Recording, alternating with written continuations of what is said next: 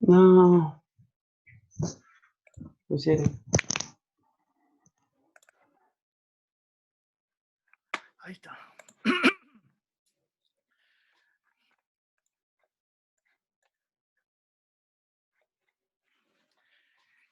Esta idea, digamos, de que se van acumulando a lo largo de la historia de las especies esas pequeñas mutaciones favorables, o sea, esos cambios en el genoma que van siendo favorables ante situaciones de cambio del ambiente, ante presión selectiva, y se van fijando, se van seleccionando, hacen que podamos pensarnos, digamos, o sea, una vez lo puso en términos, me lo explicó así un profesor de evolución, decía, como que tenemos que pensar que uno, como especie, es un muestrario. ¿Vieron esos muestrarios de cuando uno va a la pinturería y le dan esas tarjetas de los diferentes colores para que elija?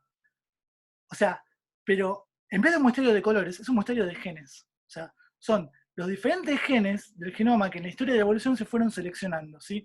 Somos el producto de cientos de millones de años de prueba, ensayo y error, al azar. O sea, ante diferentes situaciones de cambio, ¿sí? Lo que se seleccionó, lo que quedó, es ese muestrario, en definitiva. O sea, esos colores, esos genes, esa muestra, son las que se seleccionaron y se fijaron en millones de años de evolución, ensayo, prueba, error y aleatoriedad, azar, digamos. O sea, me pareció una idea como interesante como para pensarla, ¿no? O sea, como que somos el producto de una colección de cosas, de ensayos exitosos que se fijaron, ¿sí? En el camino hubieron muchos ensayos de genes, mutaciones y pruebas que no fueron exitosas en términos de adaptación y que no se seleccionaron, no se fijaron, y no están en el genoma, ¿sí? Por eso no forman parte de ese muestrario. Después lo podemos ir discutiendo esto, acerca de qué sentido tiene, digamos.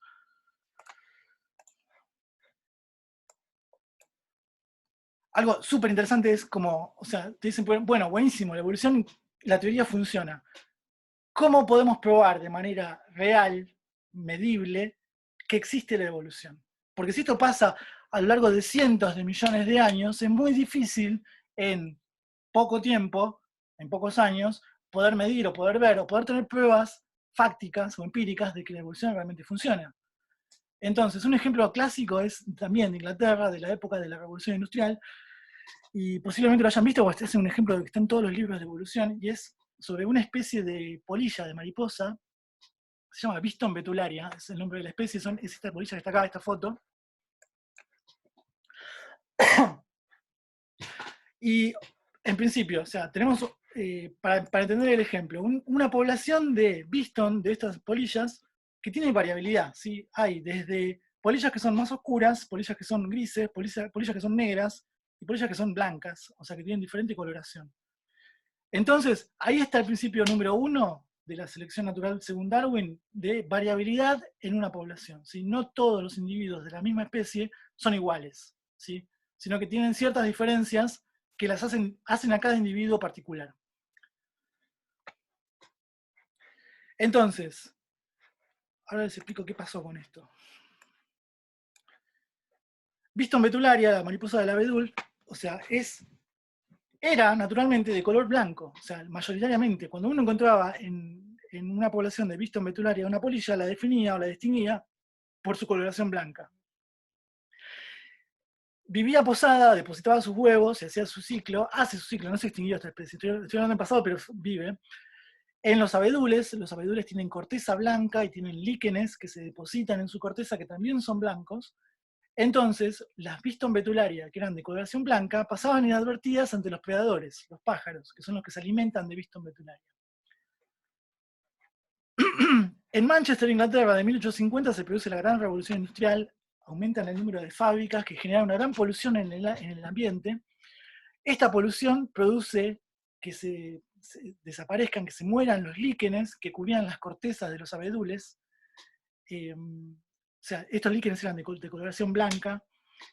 Y esto hace que ahora las Biston betularias blancas sobre la corteza oscura de estos árboles sean presas fáciles para los depredadores, para las aves, ¿sí? Entonces, cambia la presión selectiva del ambiente. O sea, ahora, producto de la contaminación ambiental de las fábricas de Manchester, cambian las condiciones del aire, desaparecen los líquenes de la corteza, y las Biston betularias blancas, que antes se camuflaban perfectamente, ahora son mucho más visibles para los depredadores, para los pájaros. Entonces, los pájaros empiezan a alimentarse de las vistometrularias blancas preferentemente, porque son más fáciles de detectar. Acá está cómo está la corteza, cómo está la vistometrularia negra y la vistometrularia blanca. O sea, para un pájaro es mucho más fácil cazar la vistón de la derecha, la blanca, que la vistón de la izquierda, la negra. Entonces, esto es lo que les estoy contando. La contaminación atmosférica mata a los líquenes y los troncos de los abedules ya no tienen líquenes y muestran su color oscuro. Entonces, las mariposas blancas dejan de pasar inadvertidas si fueron presa fácil de los pájaros. Tan solo las mutantes oscuras pasan inadvertidas en el nuevo ambiente y se reproducen. Entonces, al cabo de 50 años, de 5 décadas, el 99% de la población pasa a ser oscura, digamos. Cuando antes eran mayoritariamente blancas, cambiaron las condiciones, cambió la presión de selección y ahora pasan a ser mayoritariamente las negras. ¿Sí? ¿Por qué? Porque las negras no son cazadas por los pájaros, no son alimento de los pájaros. Entonces, sobreviven y dejan mayor descendencia fértil. ¿Sí? Y esa descendencia portan la mutación que les da la coloración negra. Sigue la historia, no termina ahí. Porque luego, un siglo más tarde, cambian las condiciones de nuevo socioeconómicas de la Inglaterra postindustrial, deja de haber tanta contaminación, vuelven los líquenes blancos a colonizar las cortezas de los árboles y se vuelve a la presión selectiva favorable hacia las Biston blancas. ¿Sí? Entonces, las Biston blancas de nuevo vuelven a estar camufladas, las negras ahora son presa fácil, y es como de nuevo vuelve a cambiar el balance de cuál es mayoritaria, cuál gen aparece en mayor frecuencia en la población de Biston metularia. Entonces, un poco la moraleja de esto es, la evolución es medible y es observable en términos actuales. O sea, uno puede ver cómo camina esta selección natural y cómo se producen cambios en los genes y cómo esos genes tienen impactos en el fenotipo, digamos, en las características y atributos físicos de las especies, y cómo el ambiente cambiante da, digamos, las condiciones en las cuales un tipo de mutación es más favorable respecto al otro, o no, o cambia de nuevo, digamos, cambian las reglas del juego.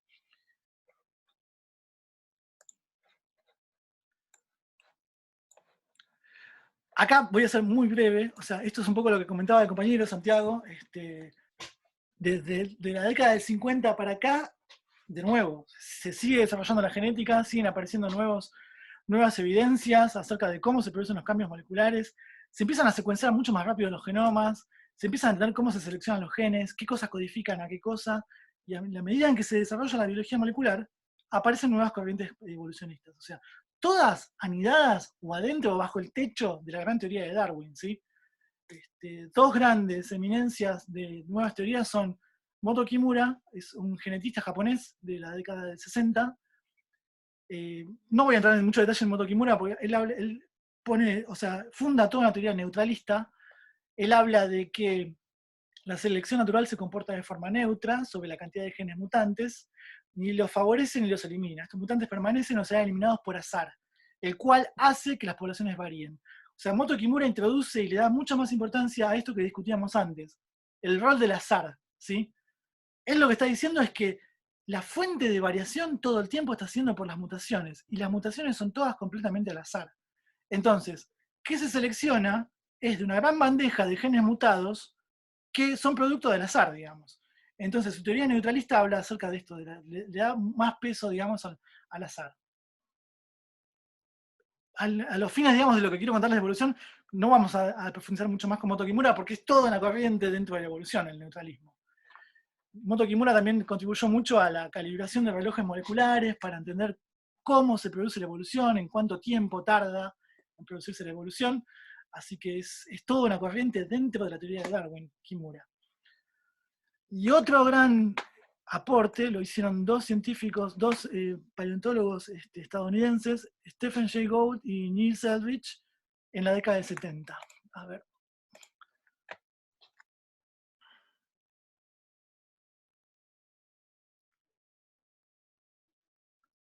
Si estoy viendo el chat, me escribiste por privado. Después, esta pregunta que me estás haciendo la aporto para el grupo a ver si lo clarificamos. Les contaba de la otra gran corriente dentro de la teoría evolutiva darwinista, es la que aportan dos científicos estadounidenses, Stephen Jay Gould y Niels Eldredge. Ellos discutían, ellos eran paleontólogos de formación. Eldredge sigue vivo, Gould murió en el año 2002.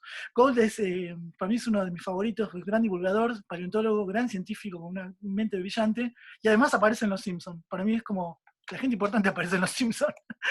Hay un capítulo de los Simpsons donde Lisa no descubren el esqueleto de un ángel, lo tienen que haber visto. Y Lisa, que siempre es la científica escéptica, no cree que sea real, o sea, el fósil de un ángel no puede ser verdadero, entonces lleva una prueba, un hueso que roba del esqueleto del ángel a un científico, el científico que aparece es Gould, no es cualquier científico al azar. No, yo tampoco, ya no los miro más, hace décadas que no los miro, los miraba de pibe, digamos. Sí, sí, ese es el capítulo, de que van a hacer un shopping, digamos, sí. Y la cuestión es que Lisa no le lleva, digamos, el hueso a cualquier científico, se lo lleva a Gould. Gould es un gran divulgador, es un científico evolucionista y es el autor fundador de la teoría del equilibrio puntuado. O sea, así que bueno, es anecdótico esto. Ahí les puse la captura de cuando aparece Gould en Los Simpsons. Gould y Eldredge fundan una corriente dentro de la teoría de evolución a la que llaman la teoría saltacionista o de equilibrios puntuados. ¿Qué significa esto? Significa que, o sea, desde Darwin, desde Lamarck, incluyendo a Darwin y a todos los evolucionistas que vinieron después, todos hablaron de que la evolución ocurría a pequeños pasos muy pequeños y que lleva muchos años fijar un cambio, ¿sí? Las especies no se producen por arte de magia en lapsos cortos de tiempo, sino que siempre son procesos graduales, lentos y continuos, de velocidad continua. O sea, que se produzca especiación es a la misma tasa de especiación todo el tiempo. Es gradual y es lento. Eso es lo que decían, digamos, los evolucionistas hasta Gould. Gould, que dice, puede que no, puede pasar eso o puede que no, puede que sean un equilibrio puntuado. O sea, hay momentos donde la evolución va a las chapas y se produce gran tasa de especiación en cortos periodos de tiempo. Mientras que hay otros momentos donde la tasa de evolución se desacelera, digamos, se vuelve más lenta y tiene más características graduales. O sea, eso es lo que Gould y Eldredge llaman equilibrio puntuado o teoría saltacionista. Hay momentos en los que la evolución biológica avanza de a saltos. O sea, por eso la llaman saltacionistas. Entonces, ellos hablan de momentos en los que se producen lo que se llaman fenómenos de radiación adaptativa. El concepto de radiación adaptativa en evolución significa un momento histórico de la historia del planeta donde se produce una alta tasa de especiación. O sea, de golpe, de repente, cuando hablo de golpe hablo en términos geológicos, de tiempo geológico, ¿no? En cortos periodos de tiempo estoy hablando de miles de años, no millones de años, se produce la aparición de gran cantidad de nuevas especies, ¿sí? Es lo que se llama radiación adaptativa, ¿sí? Es en un corto periodo de tiempo la aparición de gran cantidad de nuevas especies. Entonces, lo que dicen Gould y Eldredge es que la evolución no camina siempre a velocidad constante, sino que pueden haber momentos en los que la evolución la pisa y va realmente rápido y se produce radiación adaptativa y aparecen gran cantidad de nuevas especies. Luego, algo muy interesante es que Gould y Eldredge le encuentran una forma, un mecanismo de funcionamiento a esta teoría saltacionista. Dicen, ¿por qué pasa que a veces aparecen muchas especies de golpe en la historia del planeta? Y acá voy a tratar de explicarlo de la manera más simple y que ustedes también lo puedan entender, porque si lo entendemos es buenísimo. Voy a volver a la biología molecular. ¿Se acuerdan cuando hablamos del dogma central, la transcripción y la traducción? Para que un gen se transcriba, o sea, a mensajero y luego a proteína, existen otras proteínas que se encargan de promover la expresión de ese gen, ¿sí? ¿Se acuerdan cuando yo les dije que diferentes células de diferentes tejidos prenden y apagan genes? Todas las células somáticas del cuerpo de un individuo, de un animal, de cualquier especie, todas tienen la misma información genética. Que tengamos diferentes tipos de células en diferentes tejidos responde a un prendido y apagado de genes. ¿quiénes prenden y quiénes apagan esos genes? Proteínas. O sea, proteínas que regulan la expresión de otras proteínas. O sea, esto es como, ¿vieron? Como una culebra que se muerde la cola. O sea, las mismas proteínas regulan el prendido y apagado de otras proteínas. ¿Sí?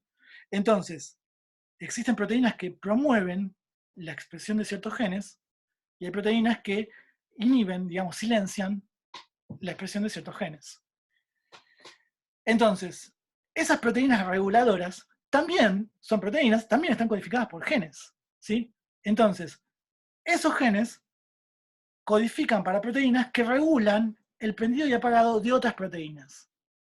Entonces, estamos hablando de proteínas que en definitiva van a controlar la expresión de muchas otras proteínas. Hay una jerarquía de proteínas. Hay proteínas que son reguladoras y hay proteínas que son proteínas simplemente, ¿sí? Los genes que codifican para proteínas reguladoras se llaman genes homeóticos. No importa la terminología, eso lo estoy contando. Y cuando se produce una mutación en un gen homeótico, se produce, digamos, un cambio en cascada, ¿sí? O sea, si yo estoy mutando el gen homeótico que codifica para una proteína que regula la expresión de muchas otras proteínas, un cambio en el gen homeótico impacta sobre la expresión de muchas proteínas por debajo de la línea de mando, digamos, abajo en la jerarquía de esas proteínas, ¿sí? Entonces, lo que proponen Gould y Eldridge con esto del cetacionismo es que hay mutaciones muy serias que se producen a nivel de los genes homeóticos, en los genes reguladores, en las proteínas maestras que controlan la expresión de muchas otras proteínas, ¿sí? Entonces, no es lo mismo una mutación pequeña en un gen que codifica para una proteína estándar, ¿no? Por llamarlo de alguna forma, que una mutación en un gen homeótico que codifica para una proteína que controla el funcionamiento y la expresión de cientos de miles de proteínas. Entonces, una mutación en un gen homeótico me produce un gran cambio de golpe. O sea, es como que de repente estoy cambiando la regulación y la expresión de todas las proteínas que están al mando de esa proteína reguladora, ¿sí? Entonces, un cambio, una mutación en un gen homeótico produce un gran salto en el cambio, digamos, en la mutación y en la tasa de cambio en la evolución de esa especie, ¿sí? La teoría de Gould es brillante porque también, o sea, por ejemplo, ellos ponen una explicación, dicen el origen de las serpientes, de las víboras, ¿no? O sea, estoy pensando en el registro fósil, hay fósiles de serpientes y faltan lo que se llaman eslabones perdidos. Las serpientes, aunque ustedes no lo crean y parezca intuitivo, son tetrápodos, son vertebrados, reptiles de 4 patas. Y ustedes me van a decir, ¿y dónde están las patas de la serpiente? O sea, ¿por qué es tetrápodo? Es tetrápodo porque ancestralmente vienen digamos, un ancestro reptil de 4 patas, una lagartija común, ¿sí? Hubo una lagartija que dio origen a las serpientes. Las serpientes, por ser descendencia de esa lagartija con 4 patas, siguen siendo tetrápodos, aunque ya no tengan las 4 patas, ¿sí? ¿A qué voy con el ejemplo? En el registro fósil, muchas veces no se encontraron fósiles de lagartijas que tuvieran las patas cada vez más chiquitas, más chiquitas, más chiquitas, más chiquitas, hasta llegar a una víbora. Entonces dicen, faltan los eslabones perdidos del origen de las víboras. O sea, no se encontraron. Lo que se explica es como, no, lo que pasa es que, bueno, el registro fósil está incompleto. Hay cosas que no se descubrieron, hay cosas que no se preservaron. Entonces, por eso no es que no están los eslabones perdidos, sino que no fueron descritos o descubiertos o preservados en el registro fósil. Por eso no están. Gould dice, puede que sea eso, que no se hayan encontrado, que no estén registrados los eslabones perdidos, esos estadios intermedios entre lagartija y víbora, o puede que haya habido una mutación de un gen homeótico. Entonces, una lagartija con un gen homeótico, de hecho, se conoce el gen, se llama el gen Hox no sé cuánto, tiene un número, que es un gen homeótico, es regulador y regula la expresión de todas las proteínas que en el desarrollo embrionario dan origen a las patas de todos los vertebrados. Entonces, las víboras tienen en su genoma mutado el gen Hox, el homeótico que da origen a toda la formación de las patas en el desarrollo embrionario de una víbora o de cualquier vertebrado. Entonces lo que dice Gould y Eldridge es, posiblemente en la historia de las víboras se produjo esta mutación que se fijó y que directamente pasamos de una lagartija a una lagartija mutante en el gen Hox y que directamente toda su descendencia no tuvo patas. Y no hay, directamente pasamos de lagartija a víbora. Y no hay en el medio eslabones perdidos. O sea, no quiere decir que no se descubrieron, que no existieron, que no están descritos o que no se preservaron. Directamente no existieron. O sea, la evolución dio un salto de 4 patas a no patas, ¿sí? Y no hubo en el medio lagartijas que fueron cambiando gradualmente, lentamente, achicando sus patas hasta convertirse en víboras. Gould y Eldridge dicen no, las mutaciones en genes semióticos dan saltos, producen grandes cambios de 4 patas a no patas. ¿Sí? Es complejo, me interesa saber, que sea, confírmeme por el chat si se entendió, si no lo vamos a volver a explicar igual.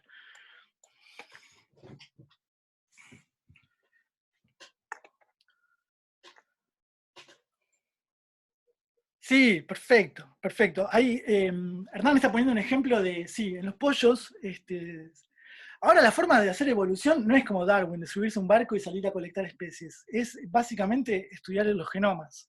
O sea, la evolución dejó huellas que pueden ser reconstruibles en los genomas. Entonces, por esto que les decía, ¿no? O sea, de que somos el muestrario de todos los experimentos fallidos, de todos los experimentos no fallidos en millones de años de selección natural. O sea, está todo guardado en el genoma, digamos.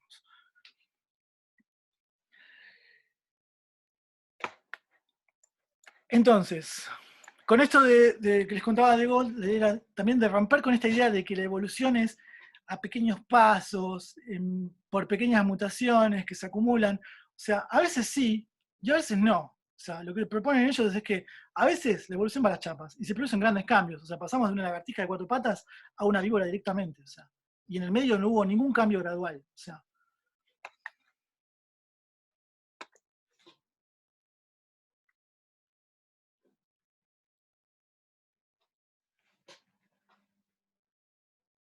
sí, el experimento que está planteando Ornella, de hecho se hace, sí. O sea, hay un montón de regulaciones éticas, porque hay cosas que no se pueden, no están bien hacerlas, pero se hacen transgénicos, se vuelven a reconstituir configuraciones genéticas, y se busca la expresión de cierto carácter perdido, por selección natural se vuelve a...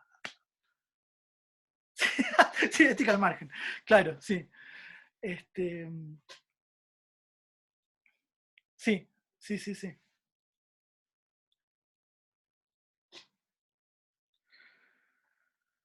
Hoy en día se han cruzado animales que en el estado natural no, ni siquiera viven en los mismos ambientes, tigres y leones, cosas así que como que Sí, ya pasamos sí, cierto nivel sí. ético, digamos. Como.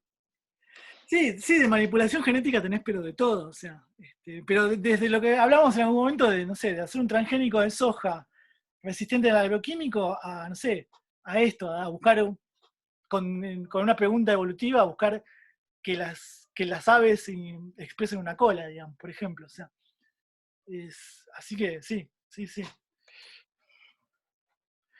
Bueno, sigo, no queda mucho por hoy.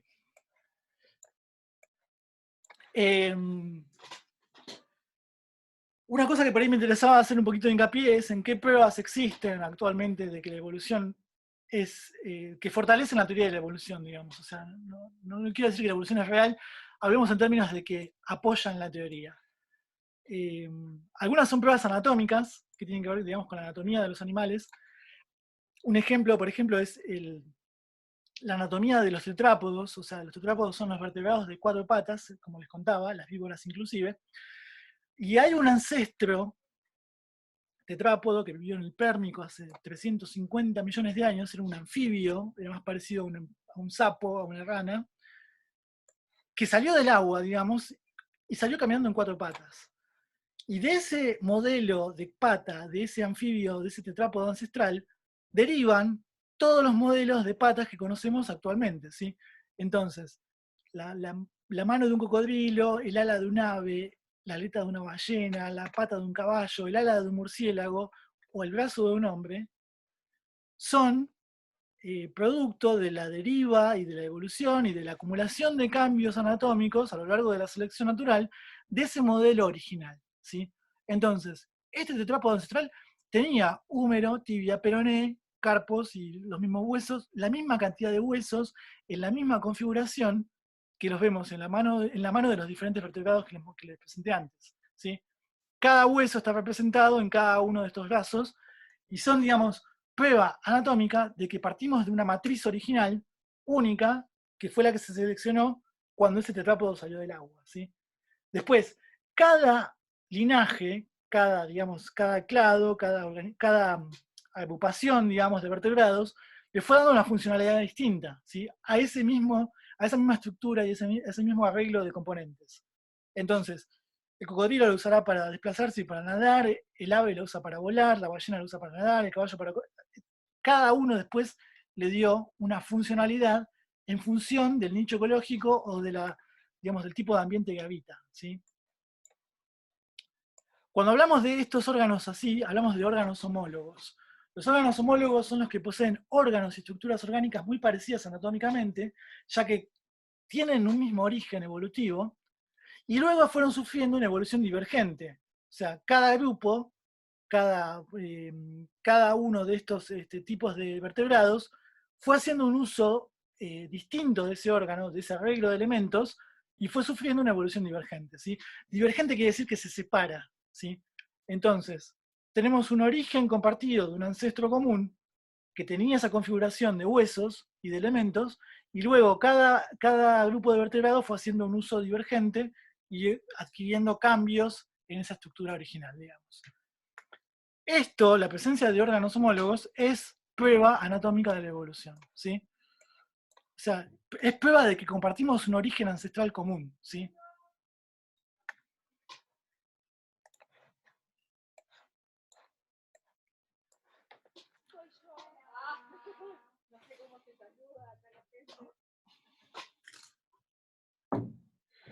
Luego, así como tenemos órganos homólogos, tenemos también órganos análogos.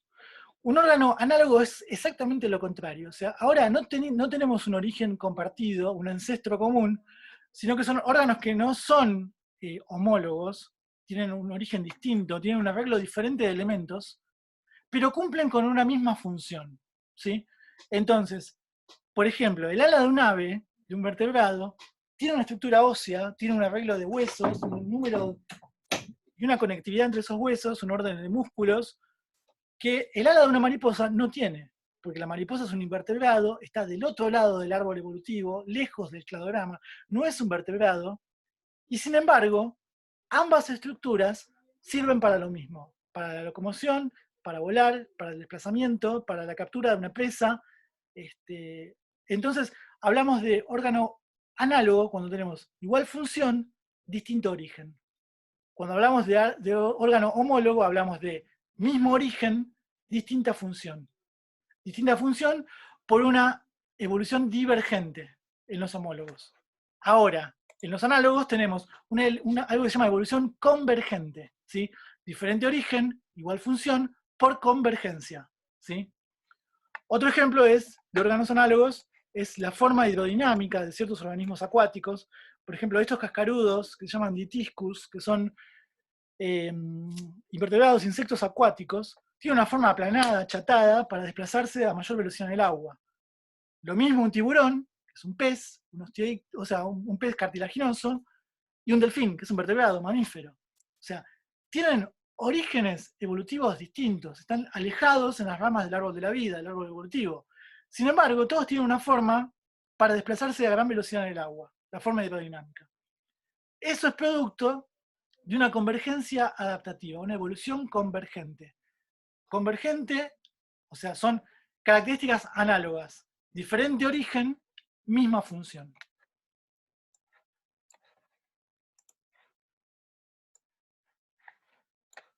Sigo con algunas pruebas anatómicas de la evolución, la existencia de órganos vestigiales, por ejemplo, como les decía, las focas y los delfines están dentro del grupo de los mamíferos marinos, pero comparten un ancestro mamífero, un ancestro común, que era de vida terrestre, era un mamífero como un perro, como un zorro, o sea, un mamífero terrestre. Que antes de conquistar, digamos, los ambientes acuáticos, tenía 4 patas, ¿sí? Entonces, en el esqueleto de un delfín es posible encontrar huesos pélvicos que sostenían esas patas traseras, que ya no existen, porque ya no cumplen, no se seleccionaron, digamos, y también, o sea, en la foca aparecen, digamos, órganos vestigiales de la vida terrestre. Otros órganos vestigiales en el humano, por ejemplo, es el apéndice. ¿Vieron cuando a uno lo operan de peritonitis o que tiene apendicitis? Le sacan el apéndice.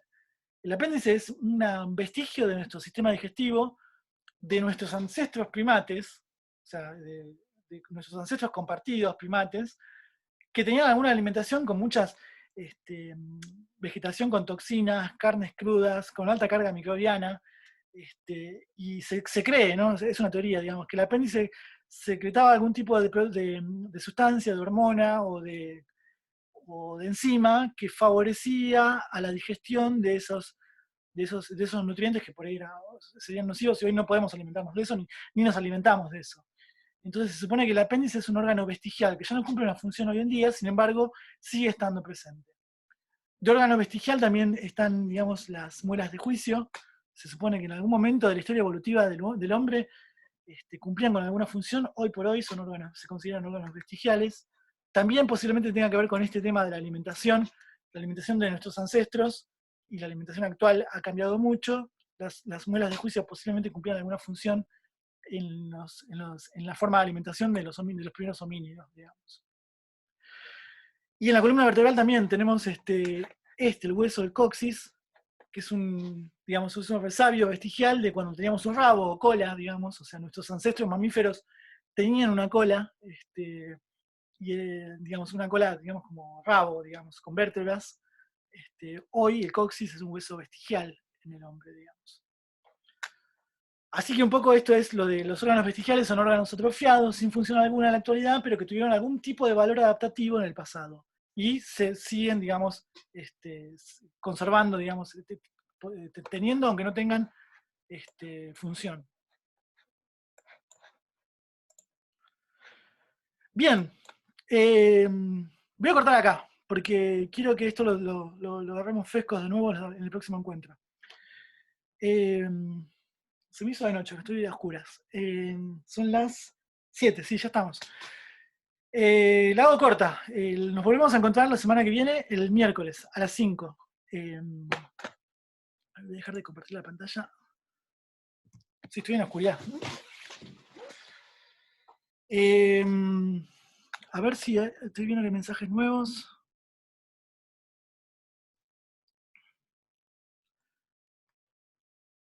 Sí, bueno, ok. Nos reencontramos el miércoles. No se olviden de entrar a la plataforma. Por ahora no voy a consignar trabajo práctico esta semana, la semana que viene no, va a ser posiblemente la otra semana. Estoy pensando en cambiar un poco la modalidad del trabajo práctico. Estuve explorando algunas herramientas de la plataforma y hay cuestionarios, otro tipo de herramientas, a lo mejor algo con un poquito más, que sea un poquito más dinámico, que no tengan que ponerse, digamos, a armar el Word, escribir, buscar. O sea, tampoco me sirve mucho a mí, o sea que vayan así. O sea, vamos a ver qué podemos hacer. Voy seleccionando material, se los dejo para que también tengan lectura. Y cualquier duda que haya quedado del parcial, de los parciales, vuélquenla en el foro. Tratemos de ver si la herramienta del foro funciona. Mi intencionalidad era no quemar minutos de estas clases por Zoom en hablar, digamos, de cuestiones del parcial, sino que podamos evacuar dudas ahí y que al mismo tiempo podamos compartir todos, digamos, lo que se discute, lo que se charla, las aclaraciones a las dudas, las correcciones, lo que sea, lo podamos tener todo ahí. O sea, que también sea una instancia de aprendizaje, digamos, y de que puedan, o sea, el día de mañana, si tienen que ir a recuperatorio o volver a estudiar para el final, o quieren volver a hacer la consulta, esté ahí la información, digamos, de lo que haya quedado pendiente. Y bueno, eso. Buenísimo. Sí, esta presentación que les di está en la clase, sí.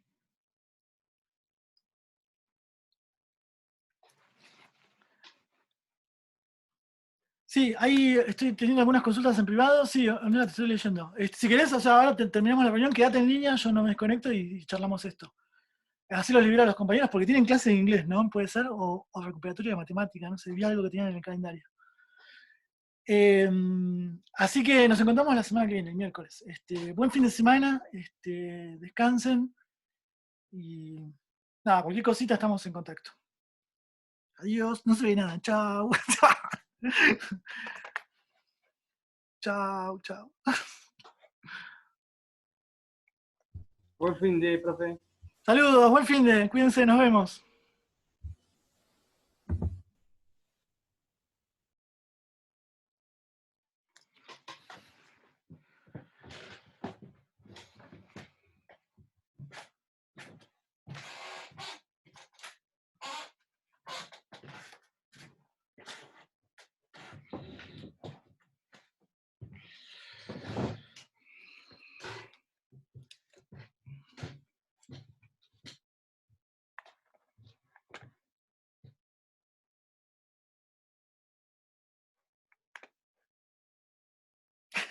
Ah, gracias por los saludos. Sí, es el día del profe. Gracias, gracias.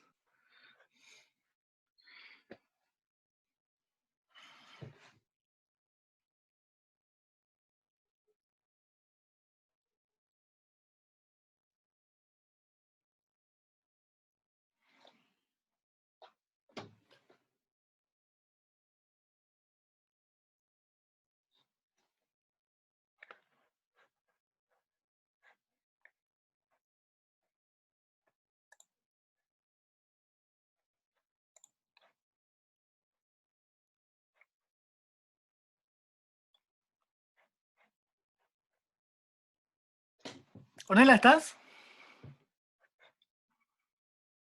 Sí, estoy. Porque repetime lo de Viston Betularia, que no me acuerdo cuál era la consulta. Vos habías planteado que es como, bueno, esto de que al tener un color con la contaminación se fue el líquen, dejó de crecer el líquen en los abedules, Sí, entonces era una presa más fácil para los pájaros, las que eran blancas, porque obviamente contrastaba más con el sí, fondo, el entorno con el cual tenían que camuflarse, digamos. La cuestión es, en verdad eso no está haciendo una evolución en la especie en sí. O sea, eventualmente, si realmente no quedaran más polillas de un determinado color, o sí, fuera un gen recesivo, eventualmente cuando se siguen reproduciendo las negras o las de un determinado color, sí, sí. capaz que ahí lo puedo considerar como que hubo un cambio realmente en la especie, pero de la Sí, otra manera no, es una tal cual. cuestión de predominancia estadística, ¿no? De determinado eh, genotipo. ¿No? Totalmente, sí. Sí, el ejemplo de Viston es sería como el paso uno de dónde empieza la especiación, pero no se produce la especiación. O sea, siempre estamos hablando de la misma especie, Viston betularia, y las que son todas blancas se reproducen, son la misma especie que las que son todas negras. Entonces, es lo que decís vos, o sea, cambia la frecuencia alélica por una cuestión